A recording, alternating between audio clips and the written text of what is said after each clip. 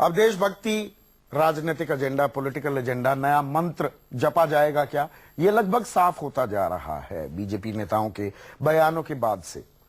लेकिन जो बदजुबानी करते हैं, और इसमें सिर्फ बीजेपी शामिल नहीं है, बीजेपी हो, कांग्रेस हो, जनता दल के नेता हो, तमाम राजनीतिक जमात में ऐसे नेताओं की भरमार है जो कि बदजुबानी करते हैं, लेकिन उन पर लगाम नहीं लगाई जाती। थोड़े दिन चुप बैठ जाते हैं, फिर शुरू हो जाते हैं। छोटे भैया कुछ बोले, उसे तत्काल निकाल फेंका जाता है पार्टी से। अब कुलदीप वार्ष्णेय को तो निकाल दिया अनिल बलूनिया आपने, और मैं गिरिराज सिंह, साध्वी निरंजन ज्योति, साक्षी महाराज, योगी आदित्यनाथ, इनका जिक्र नहीं करूंगा। अभी ताजा उदाहरण भी दे देता हूं। आपके भाजपा प्रदेश अध्यक्ष पश्चिम बंगाल में दिलीप घोष कहते हैं 6 इंच छोटा कर दूंगा, ठीक है ना। अलवर जिले की रामगढ़ सीट के विधायक हैं आपके ज्ञानदेव आहूजा, मैं इन गद्दारों के खिलाफ जरूर बोलूंगा, ये असुरों और दैव्य शक्ति के बीच जंग है और ये जारी रहेगी। और कुछ और अपशब्द आप तक पहुंच गए होंगे, वो मैं अभी दर्शकों के सामने कहना नहीं चाहूंगा। इनके खिलाफ कब कार्रवाई होगी?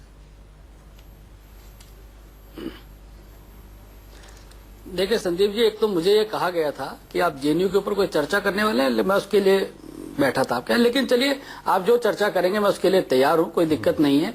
लेकिन देखिए, अगर कोई भी गलत बयान देता है, कभी भी कोई गलत बयान देगा तो हम कभी उसका समर्थन नहीं करते। अगर कोई गलत बयान आएगा तो हम लोग उसकी निंदा करते हैं, अगर उस पर कार्रवाई करने की आवश्यकता होगी तो कार्रवाई। छोटे भैया पर ही कार्रवाई क्यों होती है? लेकिन देख, मतलब 6 साल के लिए कोई निकाला जाएगा, वो छोटे भैया होता है अमूमन। संदीप जी रुक जाइए। देखिए, कार्रवाई सब पे होगी। अगर कोई गलत बात देगा तो या वो क्षमा मांगनी पड़ेगी या कार्रवाई होगी, कोई इसमें वो दिक्कत नहीं है। लेकिन कम से कम हम ऐसे मामलों में गलती नहीं कर सकते कि अफजल गुरु के मामले में कोई गलती कर दी जाए। आज चिदम्बरम ये कहते हैं कि अफजल गुरु की फांसी से मैं कन्विंस नहीं था, उनसे कोई पूछने वाला नहीं है।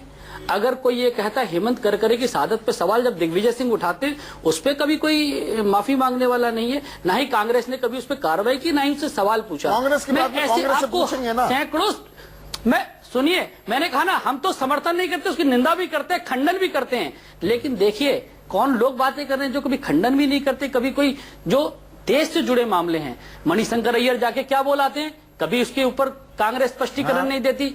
कभी ये पता लगता है कि बाटला हाउस में कोई आंसू बहाता है, उसके ऊपर कभी स्पष्टीकरण नहीं आता। ये अहम सवाल उठा रहे हैं प्रदीप, मुझे ये बताइए, जो बात अनिल बलूनी ने उठाई, मणिशंकर अय्यर पाकिस्तान के टीवी चैनल पर जाकर और मदद मांगते फिरते हैं, मानो पाकिस्तान तय करेगा कि भारत में सरकार किसकी बनेगी या किसकी नहीं, कि भाई उनको हटाने के लिए हमारी मदद कर दो। आपने क्या कार्रवाई की मणिशंकर अय्यर के खिलाफ? पार्टी ने उनके बयान का समर्थन नहीं किया। पार्टी में बने हुए हैं निश्चित रूप से, हमारे सदस्य, आप सरकारी बंगले में रहते हैं। संदीप भाई मेरी बात सुनिए, आपकी देन के चलते। बिल्कुल, आप पूरी मेरी बात सुनिए। हाँ। जिस तरह आपने अनिल जी को इतना समय दिया, हाँ। सबसे बड़ी चिंता आज मुझे है, जिस तरह नाथूराम गॉडसे ने महात्मा गांधी को गोली से उतार दिया था कट्टरवाद के चलते, आज मुझे उस गरीब लड़के की चिंता है जिसके सिर काटने की धमकी मिल रही है। देश को इस बात पे भी होने लगती है। पूरी बात मेरी सुन लीजिए। नहीं, एक चीज यहाँ पर बहुत जरूरी हो जाती है। को जेल में बंद कर दिया जी, एक बात जरूरी हो जाती है। क्या कमी थी? अगर राहुल गांधी जेएनयू में जाते हैं, एक चीज बताइए ना मुझे, आप पहले बताइए, राहुल गांधी जेएनयू में जाते हैं, कौन सा देशद्रोह किया? सत्ता का दुरुपयोग कर रहे हैं इनके राष्ट्रीय राहुल गांधी गुजरात में राहुल गांधी अगर जेएनयू में जाते हैं और कहते हैं छात्रों की आवाज दबाई जा रही है, ये देशद्रोह है।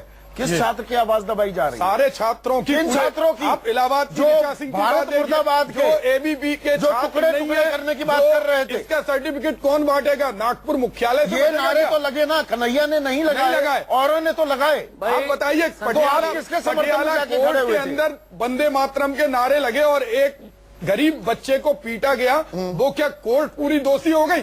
पटियाला हाउस दोषी हो गया? जेएनयू इतना बड़ा संगठन है, वहाँ एबीपी के लोगों ने पीछे से जाके नारे लगाए। ये झूठ बोल रहे हैं सारी चीजें। ये सीडी है, सीडी की कोर्ट का जजमेंट पढ़ो भैया।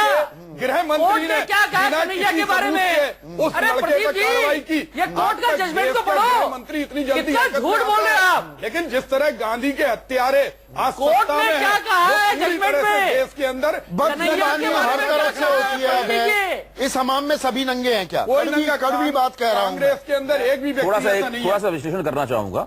थोड़ा बहस ठंडी हो जाएगी उससे, लेकिन फिर भी देखिए, मैं इस तरह के वक्तव्यों को दो श्रेणियों में रखता हूं। एक श्रेणी वो है जिसमें असंसदीय और अशिष्ट भाषा का इस्तेमाल किया जाता है और अपने विपक्षियों पर लांछन लगाए जाते हैं और उसके पीछे कोई मजबूत तर्क नहीं दिया जाता। एक तो वो श्रेणी है। दूसरी श्रेणी है, इसमें खुला हिंसा का आह्वान किया जाता है कि मेरे पास बंदूक होती तो मैं गोली से मार देता, उसकी जबान काट ली जानी चाहिए, उसका सिर काट लेना चाहिए। तीसरी श्रेणी भी बताऊंगा। ये दूसरी श्रेणी इन वक्तव्यों की है। मैं दूसरी श्रेणी के जो वक्तव्य हैं ये पिछले दिनों लगातार बढ़े हैं और इतने ज्यादा जिद के साथ दिए जा रहे हैं कि जब उनसे बार बार पूछा जाता है कि आपने ये कहा था, तो वो टीवी के कैमरे पे भी वो सज्जन कहते हैं हाँ हमने ये कहा था और हम अब भी ये लगातार इस बात पे जारी टिके हुए हैं।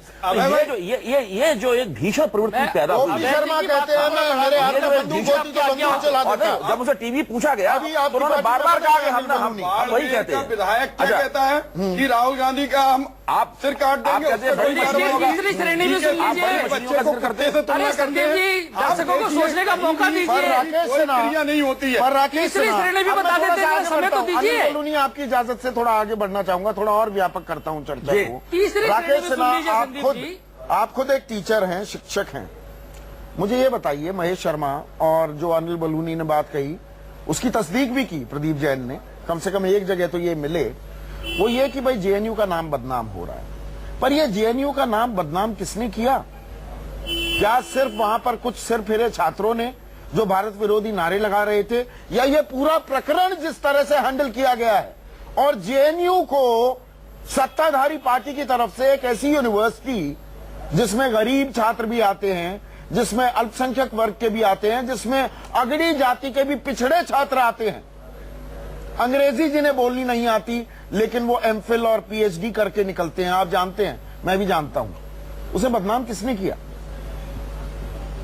जिस ओर इशारा कर रहे हैं महेश शर्मा, सरकार की कोई जिम्मेदारी नहीं। जेएनयू की एक प्रतिष्ठा है और जेएनयू नहीं, अब सुन लीजिए, जेएनयू की एक प्रतिष्ठा है और प्रतिष्ठा बनी रहनी चाहिए। मेरा एक ही कहना है, जब जेएनयू में घटना घटी तो सरकार का काम था त्वरित कार्रवाई करना। सरकार कार्रवाई करेगी। अगर विपक्ष के नेता सीताराम येचुरी से लेकर राहुल गांधी वहां जाकर राजनीतिक भाषण नहीं करते।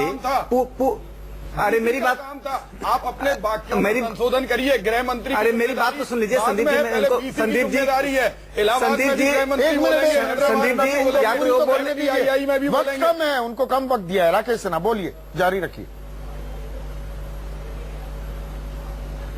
देखिए, मैं इतना कह रहा हूं कि विपक्ष ने जिस तरह से उस समय जवाहरलाल नेहरू विश्वविद्यालय को सरकार विरोधी मुहिम में तब्दील कर दिया, तो स्वाभाविक है विश्वविद्यालय की सत्ता पक्ष में सुब्रमण्यम स्वामी ने क्या कहा। एक और बात कहना चाहता हूं, आज फिर विपक्ष वही गलती कर रहा है।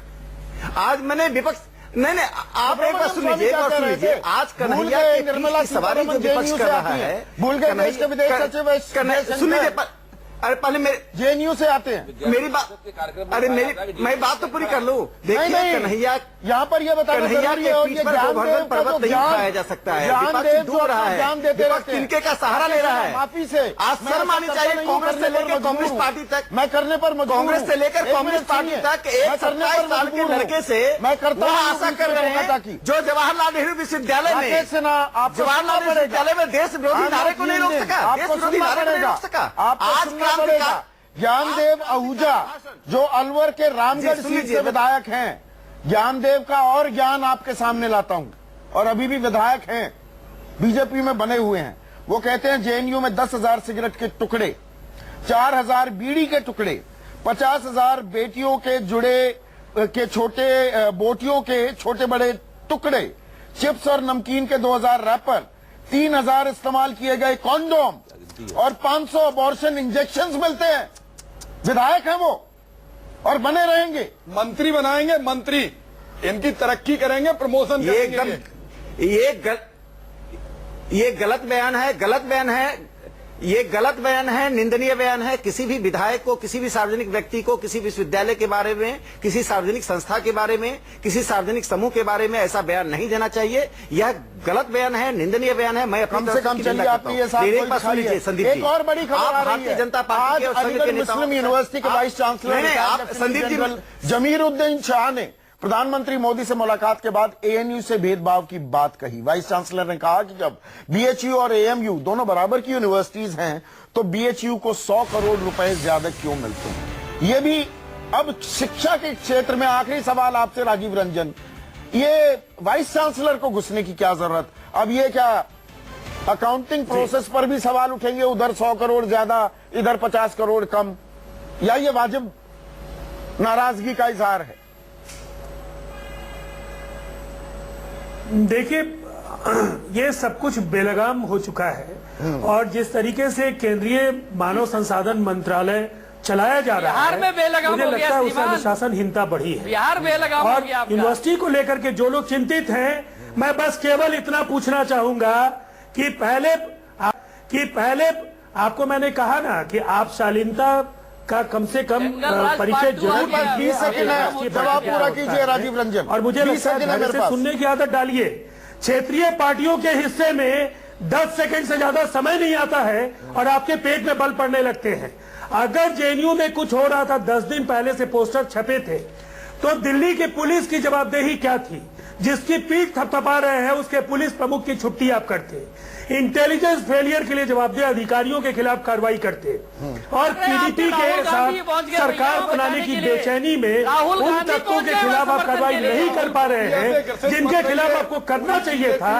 ये साहस आप नहीं दिखा पा रहे हैं। तो देश के साथ आप खेल रहे हैं और राष्ट्रवाद की जो नई परिभाषा गढ़ने की कोशिश कर रहे हैं। अनिल बालूनी जी इतिहास के कूड़ेदान में आप अपनी पार्टी और अपनी नेता से चले जाएंगे। हिंदुस्तान की संप्रभुता, एकता और अखंडता के अभय दुबे, आप पांचों का बहुत बहुत शुक्रिया, और पांचों से माफी के साथ कि आज थोड़ा टोका टाकी ज्यादा हो गई और शायद आप सभी को लग रहा होगा कि मैंने मन माफिक आपको टाइम नहीं दिया, but I try to do my best and be fair.